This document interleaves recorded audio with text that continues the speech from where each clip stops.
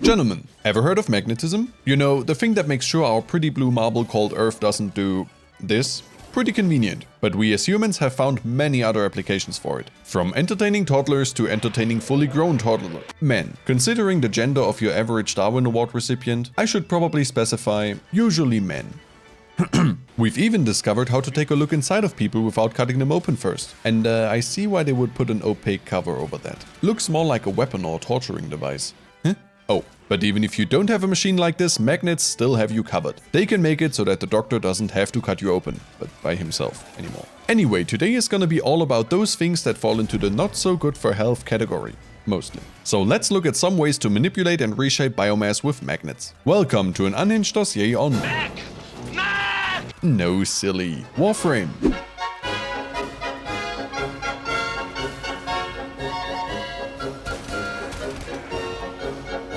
And without further ado, Exhibit 1. The single, non-dangerous thing about mag. The passive ability that took me multiple attempts to record. Why? I'm stupid, that's why. What it's supposed to do is attract dropped items around you so that it's easier to pick them up. Hey, I have my own gravitational field now. The issue I had is that for companions, there are mods that'll do that for you. And I've just taken that for granted for years at this point. So it completely slipped my mind to put my mutated abomination in park so I can show you what it looks like. Are you familiar with the gear shift? You mean the Prindle? But honestly, no different from when the cat does it. Is that a cat? And the range is pretty similar too.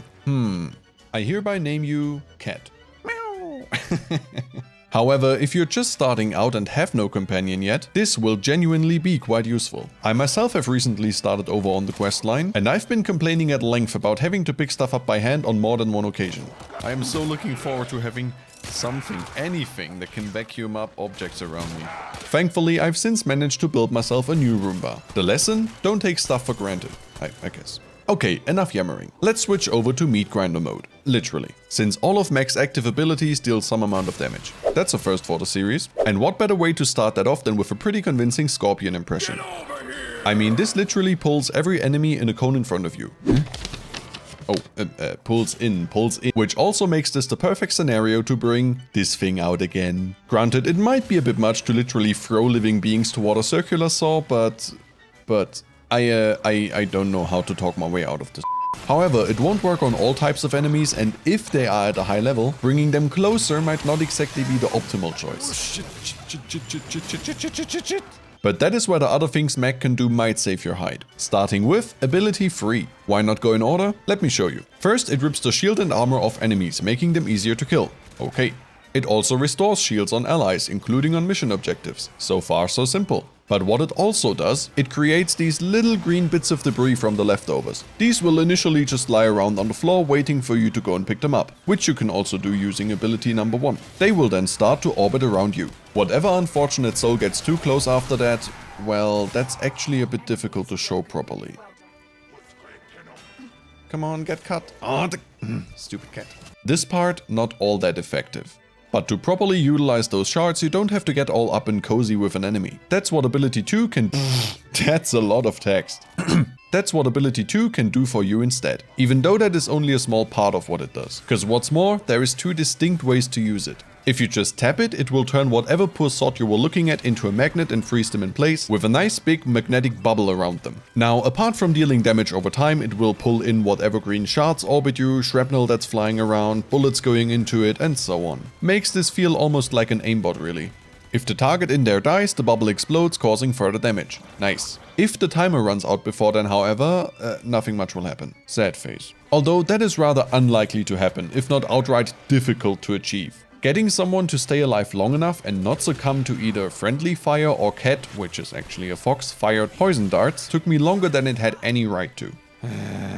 Anyway, the other way to use it is to hold it down. Have you watched District 9 or have you played Titanfall 2? Then pretty much exactly that. You create a similar magnetic bubble to before, but with yourself in the middle. And no, you won't end up the same Swiss cheese as an enemy would. This version absorbs all incoming fire and stores it, allowing you to shoot it back out in a forwards facing cone. Real show-off move, that one.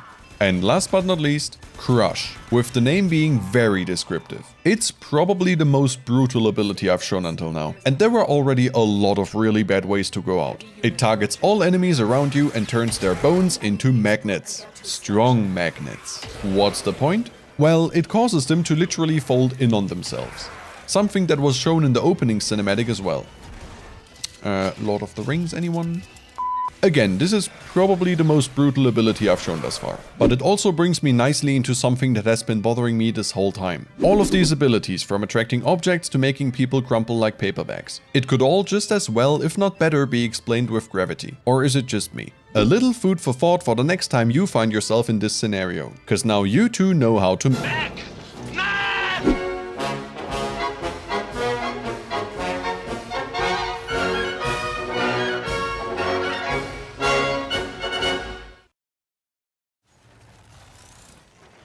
Why the hell am I waddling like this? Is that thing heavy? It looks so stupid.